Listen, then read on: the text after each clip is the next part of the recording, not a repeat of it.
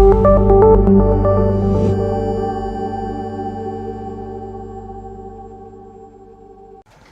good afternoon, everybody. I will try I have 40 minutes. It's a lot. I usually don't have as much time, so I will slowly explain how we built Rapid.Space. You can take a picture of this. Then you get a QR code. If you scan that QR code, it will bring you normally directly to the presentation. The presentation has many links. Each time I'm introducing something, if you want to review it or analyze it, you'll get it. Does it work? It works. Perfect. So we have a long agenda. Quick note on Nexedi, what's Rapid.Space, and we'll try to explain how one can build a clone of Rapid.Space. First, by purchasing the right hardware resource, then by designing things to be low cost, then using the right software to have something that really works and that doesn't cost too much. And we'll, at the end, explain who else is using similar technology and what's the future. So Nexedi is the largest free software publisher in Europe if we count the number of lines, about 15 million lines of code.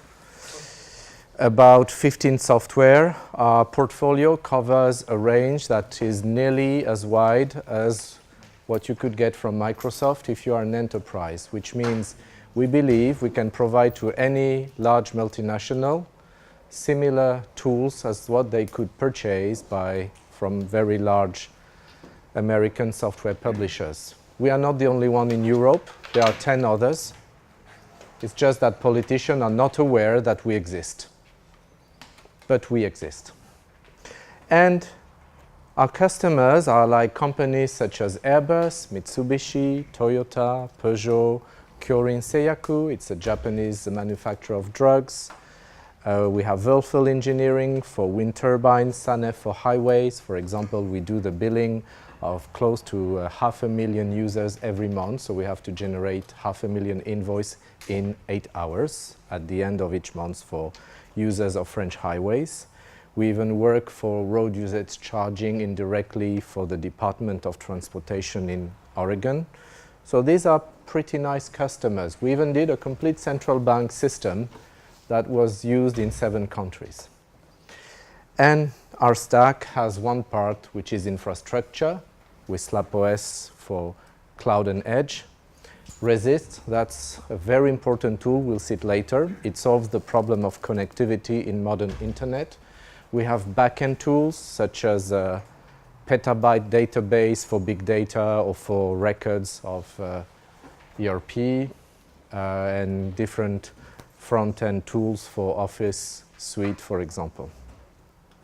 And today it's about Rapid.Space. So Rapid.Space is a new service which we decided to launch after we started observing how ridiculously expensive public clouds are in the United States and China. We could not believe that, for example, we know we have in France OVH, online, so you start, and we get quite nice servers for ridiculously cheap. And most people in the US, they go to Amazon, Azure, Google Cloud, and they pay much more, actually, for something not much better. And one day, we saw a large corporation in France going to a presentation of Amazon AWS, and that presentation was explaining why AWS was so much better than doing by themselves their own private cloud. And one of the conclusions of the presentation was, you know, open source cloud doesn't work. Look, OpenStack doesn't work. And this is something happening in many companies today because people have read too much newspapers and websites and press release agencies from California. They chose something that didn't even exist, that was 10 years ago, OpenStack, instead of choosing technologies that were working.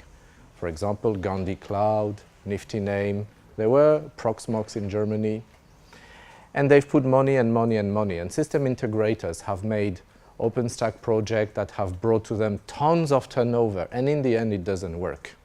Yesterday, again, we were in Berlin at the beginning of the Edge Consortium, the European Edge Consortium. One guy who used to work for Telefonica told us, I left the project because they did an OpenStack project that really didn't work, so I left and created my company. And I can give you many names like that. So today, there's a terrible tendency, that is that large corporations in Europe, instead of spending €195 per month for 40 vCore, 256 gigs of RAM, 4 terabyte SSD, and good connectivity, are going to spend maybe €2,000 per month. And in China, 4,000.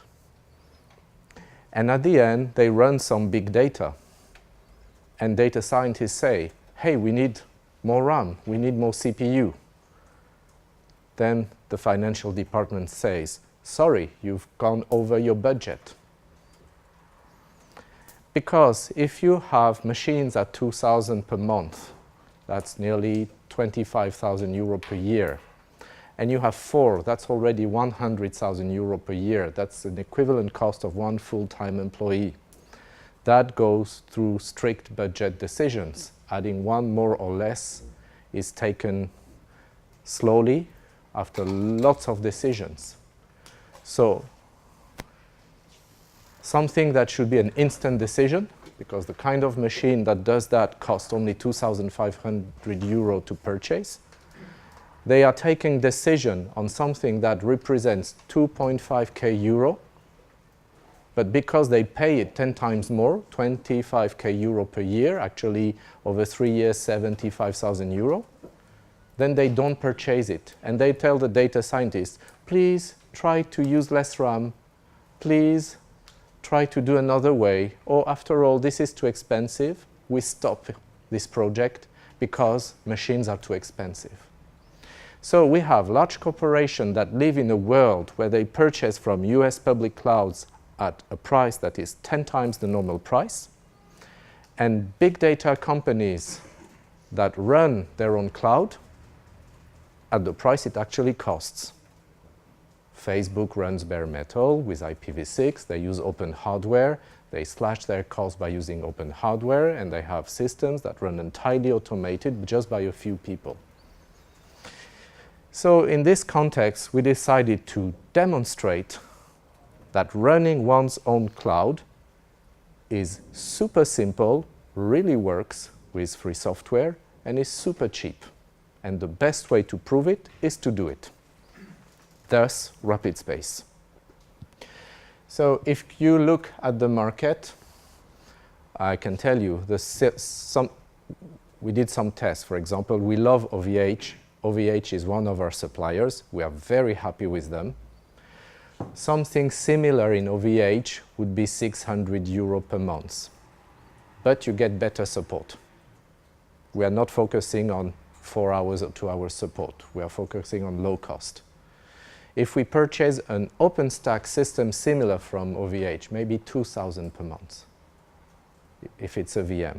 If we go to online.net, maybe instead of 200, it will be 3 or 4. So we really tried to reach the point we could really be the cheapest. And another point is that unlike any provider, all our source code is free software, even the billing. The business plan is public. Our suppliers are public. We provide, as you will see, everything for somebody to clone us. Next step, we will write to all the boards of large multinational companies and complain for the waste decided by CIOs by showing this.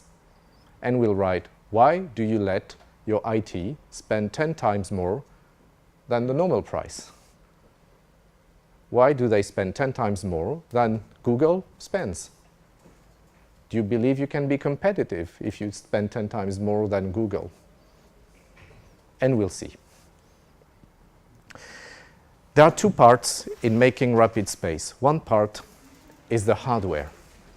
This is our engineer, Brazilian, a happy father, and he's taking rest. So we had to train a new person to replace him. He's the boss. We could actually train one person in a month. That's very fast because now our software became really easy to learn. This is a concrete floor, wires on the top, and this is an open rack with open compute hardware, which is very similar from the one Facebook is using. So it's not closed, you plug it, it connects to the wire at the end. It's not 19-inch rack, it's a different standard. And you need 2 tons per square meters on the ground to hold this rack. So we'll teach how to do that first. Second, the software. You need a platform where you can see where your servers are. Here I don't have. What are the services to monitor, to order? It's a kind of console. So first part, hardware. Second part, the software. Hardware. So first, you need a data center. So we selected a data center that is, let's say it in a way that is acceptable, very similar to the one that is used by the large American public clouds. It's called Data 4 in the south of Paris. It's a bit too expensive. It's possible to do much cheaper because they have too much air conditioning, too much power generator. Open compute platform hardware can run up to 35 degrees, so you actually don't need air conditioning. You just need to push some air in the data center.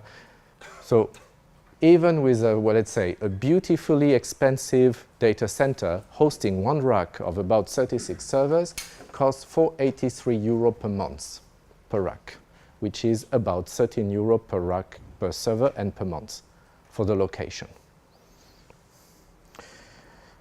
The space looks like this, so always this concrete floor. Modern data centers have concrete floor, not the kind of fake floor you open and you see cables under, because you need to put huge racks on top of it. And cables, electricity, and network at the top. In such rack, this is a power supply, power supply, power supply. So the rack contains its power supply and its own batteries. This way there is no need of a battery room, and by having no battery room it reduces risks of fire and simplifies maintenance. We didn't invent anything, that's just same as what Facebook is using. Sorry, similar.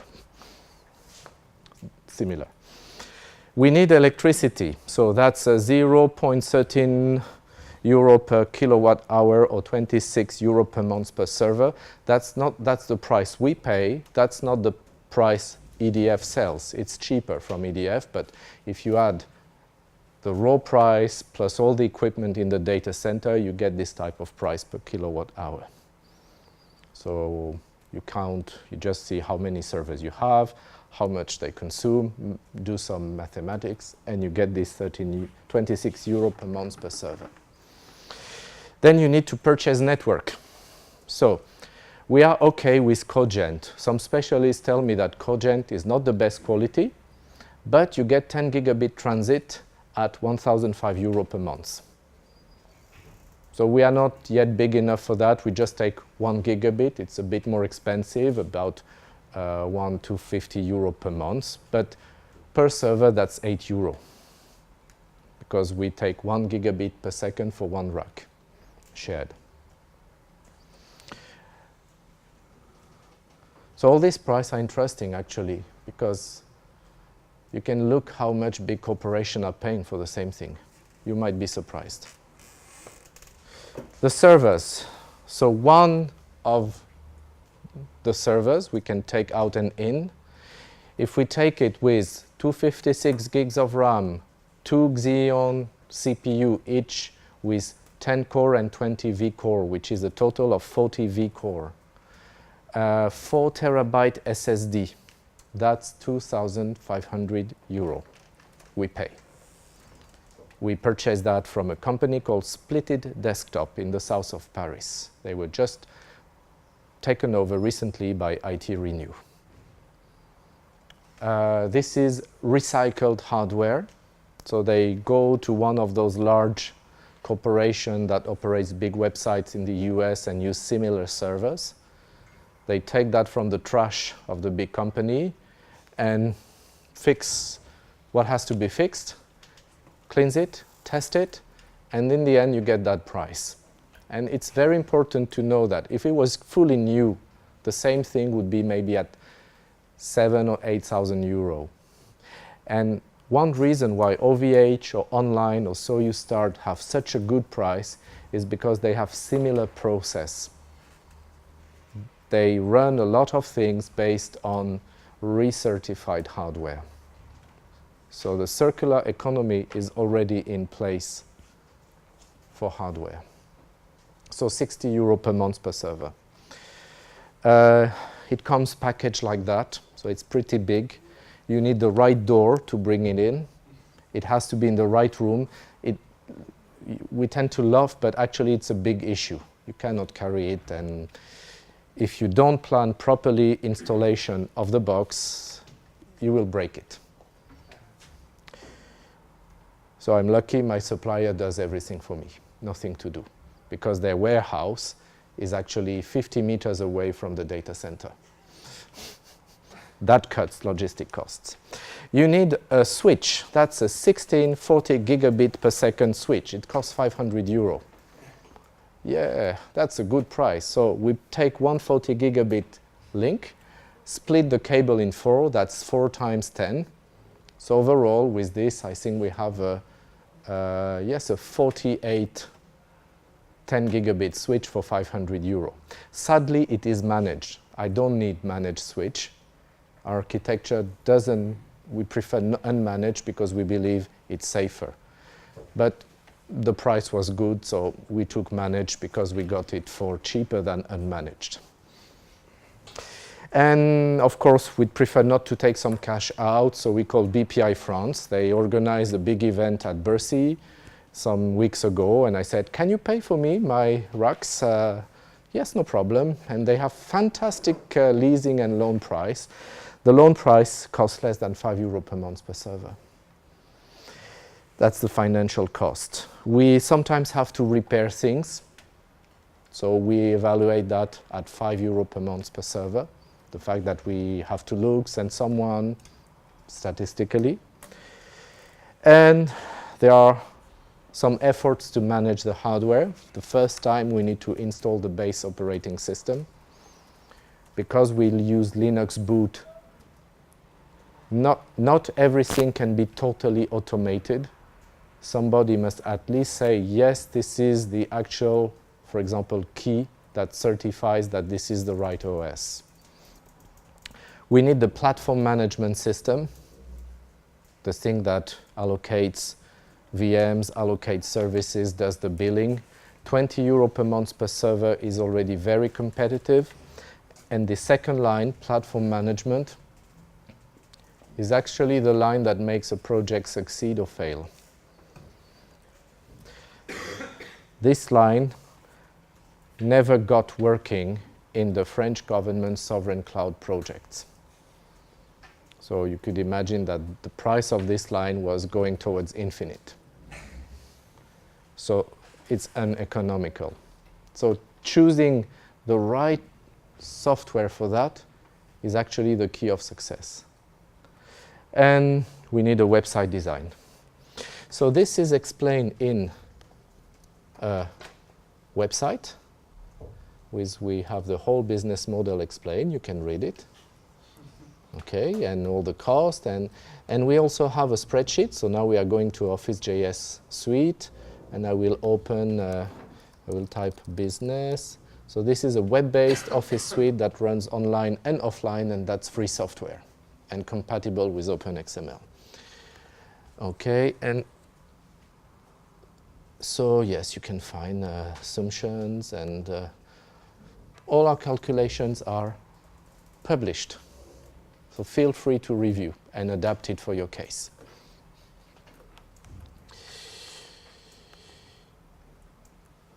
So total 168 euro per month per server, which means we are doing 27 euro profit. well, not good, not bad, just a normal industrial profit. It makes the bank happy. If we didn't do profit, we wouldn't get the loan. So, and if we don't get the loan, we can't purchase the machines. So, perfect. So, now, just for you, I show you how it happens in China. Because in China, it's not 10 times, but 20 times. People are not aware of that. In China, you don't have Azure, you don't have AWS, you don't have OVH, you don't have Google Cloud. You have Aliyun, Qing Cloud, and uCloud. And one of the issues is that it is very hard to get 1 gigabit per second for less than 20,000 RMB, which is about 3,000 euro. And even that price is supposed to be a good price for very large companies, so you might actually pay 30 or 40,000. So the network connectivity in China is 10 or 20 times higher than in Europe. So that changes completely the economy of cloud. Then you can get electricity nearly for free in China if you get good relation with the government. Let's say you can get it about 4 times cheaper than in France because you get the electricity from a coal power plant just built next to your data center. The land will be provided for free, also by the regional government. The construction of the building for free by the regional government. One must understand that the Chinese industry is massively subsidized thanks to public-private joint ventures where government initially invests money in a public company with a minority private shareholder, and after some time the private shareholder takes the whole stock but never reimburses the amount. And that's how they can create very quickly capital-intensive companies. So you can consider you get electricity for cheap. You just pretend that you are saving the environment, then you benefit from 75% discount. That's part of the pricing rules in China. Land for free, interest nearly for free, but the network is impossible to get. And even worse, the open compute platform projects that are made in China are exported, but you cannot bring them back. The Chinese law prevents importing used products, even though they are made in China. So there's no way to purchase the servers. And due to this situation, it's very hard to get good price of cloud in China. I could add the long list of other things. But we're going to provide it soon through partner. So now there are some other points. We only do IPv6, except for the CDN. We don't want to even try to purchase IPv4 because if the CDN is IPv4 and the backend is IPv6, and CDN to backend works over IPv6, and it's cheaper, why do I need to pay more? So no IPv4 on the backend. No IPMI. It creates many security issues, requires one more switch, requires one more attention. So we have a system that lets our infrastructure be operated even without SSH and without remote connection to the running operating system. We make every box autonomous, completely autonomous. It's better for security, and it reduces hardware and cost and many things. We block any outgoing traffic. That sounds crazy, but there's a reason. If we are so cheap, some people who want to develop malware will come to our infrastructure. Then they will attack or do spam to the whole world. Try to send emails, try to break down payment gateways. Then our address range will be blocked. So we need either to monitor that, which means pay people, pay hardware, pay technology to detect such behavior. We have a more radical way. Everything is blocked unless you pay. So if you want to access the payment gateway of CIC Bank, or any HSBC bank, you pay €1 per month per IP you need.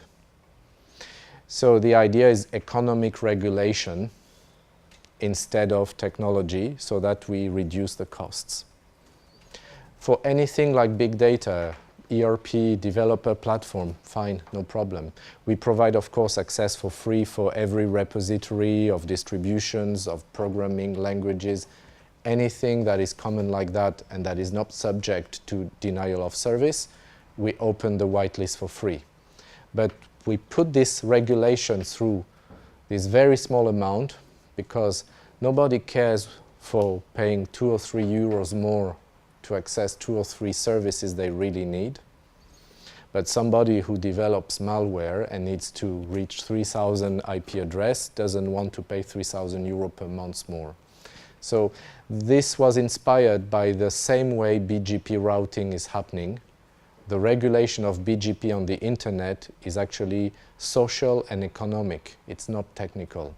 Bad players of BGP get blacklisted, then they lose their customers. So because of the fear of losing customers, which means less income, they tend to behave better. So same. So this is also inspired by low-cost airline like EasyJet.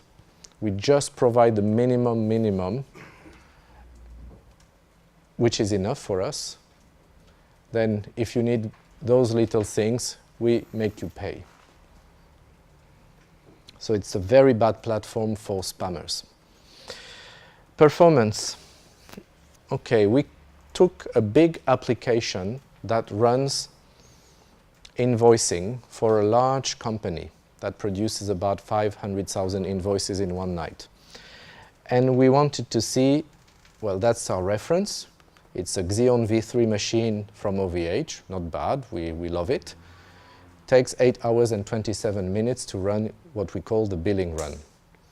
And we wanted to see how fast can it be with virtualization. Bare metal. So first, how fast those recycle servers based on Xeon V2 are. So instead of 8 hours 27, it becomes 9 hours 51. So it's a little bit slower than what you can get in terms of the highest end in OVH, but it's much cheaper. But that shows the difference on a real enterprise application. We've placed also what we get with OpenStack. We rented some machines at OVH, run the same thing, and it was 16 hours 22 for about 10 times more expensive. That's because I/O is so important in enterprise and database applications. Then we compared different configuration of QEMU. If we mount QEMU with a file, raw file or QCOW on a file system, we go from 8 hours 27 to 85 hours. If we do the same with just one partition of the SSD, same, 85 hours. And if we mount the whole SSD, use the PCI pass-through, take the controller directly from QEMU and basically cut any layer that can be cut, finally we get 25 hours 55. 30% slower than direct bare metal. But because we don't want IPMI and we don't want to have a bare metal management system that would add cost, for now we prefer provide a single VM that isolates, let's say, our platform from the base system, mount directly the SSD.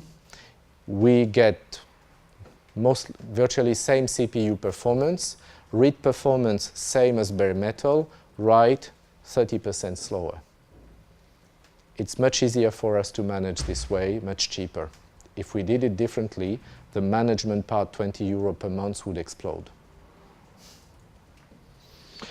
This is interesting because it really compares, it's not just fake test, we took a real ERP big application and checked the difference. Now the software. We invented probably, we don't know if we are the first edge computing system or one of the first. It was in 2008 to 2010, we created a cloud platform where the servers were located in homes. And we have now about 300 in 35 places. And we even have nice servers next to Fuji Mountain. So we made a platform that doesn't need to have everything in the same data center. This is very fashionable today in industry and telecom, but everybody laughed at us at that time because people believed it has to be in a data center. So this is an old software, nearly 10 years old. And this is what we run to reach this 20 euro per month per server. It's totally documented. So I opened some parts, but you have a website. The website has learning tracks. Every learning track explains all the concepts. And when you dig into it, the architecture is explained. So the documentation was actually sponsored by the Free Software Endowment Fund, Fonds de Dotation du Libre. It's a new structure that we created with other companies. That's very useful because if you want to sponsor free software and at the same time reduce your taxes, take some of your profits to the Free Software Endowment Fund. You will get 60% tax cut, and that money can be used to sponsor general interest works that are not easy to fund through research and development programs as those of systematic competitive cluster. So we actually got this funded by a company called Amarisoft that does software-defined radio and 5G networks with a simple PC. And so we tried this documentation. We took a guy who doesn't even know Linux. He cannot type a command line. He knows no command. Zero. He just used Windows. In 2 weeks, he can do everything. Install the master, install the node, the CDN, the resist, the IPv6 network, the certificate server, the billing, everything. Then we take a guy who graduated from Telecom Paris and is a bit experienced, and we did the same in 2 days. So it means in 2 days, one can do everything, not just launch KVM, but get customers, deliver instances, produce invoice, have the CRM working, the monitoring working, all. So we thought that documentation works. We can train people. And now this is the figure to explain to you why we don't use OpenStack. So because it didn't exist when we started, of course, but that's a very, very interesting figure. In 2016, we ordered virtual machines from Rapid.Space, let's say the initial inventor of OpenStack, and OVH. We had small servers in homes in Germany, Japan, and France, just the machine connected to the local electricity supplier, no UPS, no redundancy. We had dedicated servers on OVH, online, Soyuz starts, and on the right, it's an infrastructure of French government running SlapOS for virtual machines. And we counted how many times will our machine reboot without telling us in advance. In Germany, 0, because electricity was reliable. In Japan, once a year, because in Japan it is compulsory to cut electricity once a year to review cables to make sure it's reliable. And in France was twice a year. This is much less than how many times are OpenStack VMs rebooted on OVH. 3 times a year for those in Canada, 5 times a year for those in France. That's impressive. A single machine connected non-redundant electricity is more reliable and faster than a virtual machine hosted by a very large and good company such as OVH. And on the right, this is bare metal from OVH. Our statistics show that it's 0.11 reboot per year. It will reboot about once every 10 years. So if you take bare metal from OVH, it's so reliable compared to VMs. And it's similar, if you look with Amazon, we have statistics too that show similar behavior.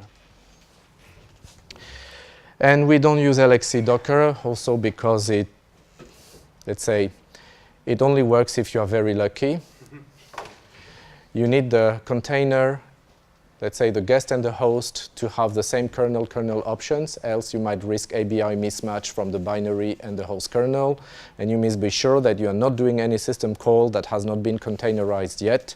And for me, this is still too hard to check. I don't know yet a reliable method to ensure that a binary has only containerized system calls and uses system calls which are implemented by the ABI of the host kernel. So when I see 3 - h returning negative values, I get really scared. I don't know what else happens, so I prefer to stay away. In short, that means that if you take a container from made with one distribution and bring it to another place, usually it works, but you are not sure. And if you go to production grade, then that's when problem happens. How many minutes? I don't know how to count. 8. 8, okay.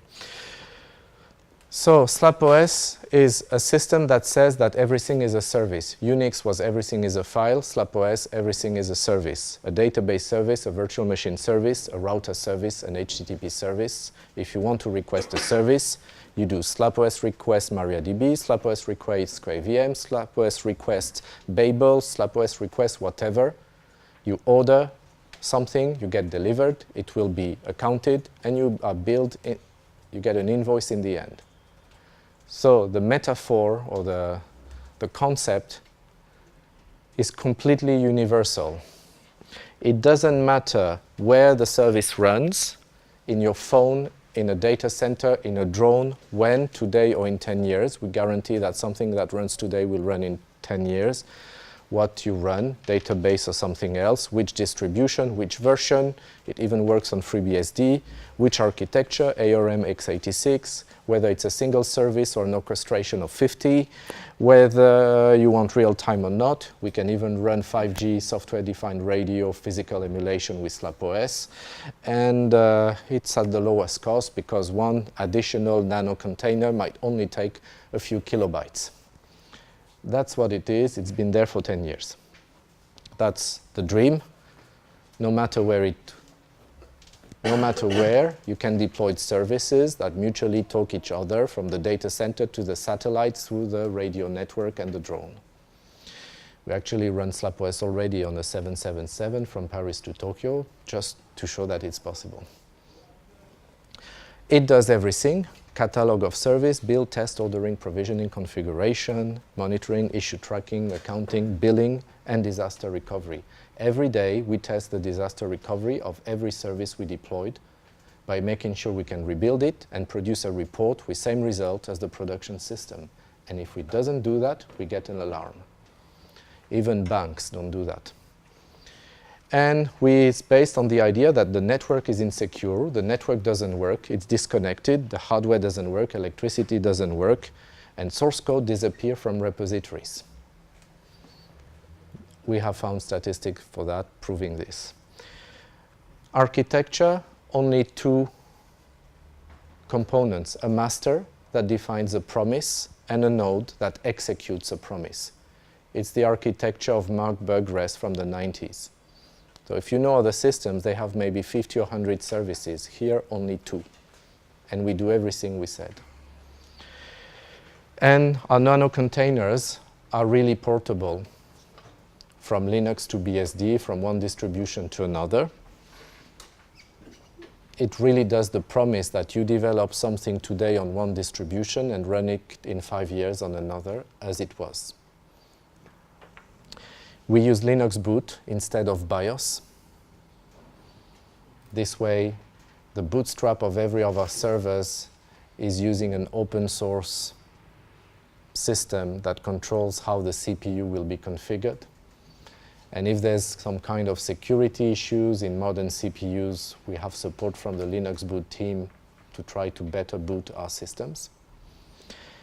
And without that, it wouldn't work. Even if internet is broken, we can circumvent routing issues. So for example, our servers are at OVH. OVH, as everybody, has routing issues from time to time. But we have CDN front ends in OVH, Amazon, online, all over the world.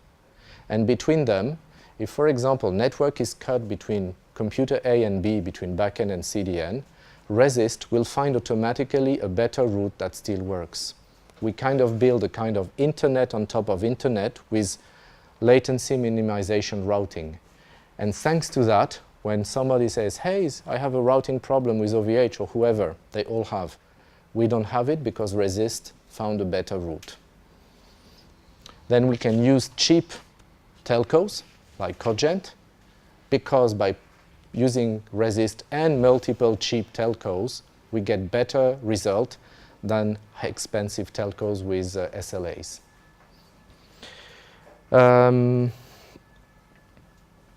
This is how we develop, only in a web browser. It's forbidden to have a local development environment in Nexedi.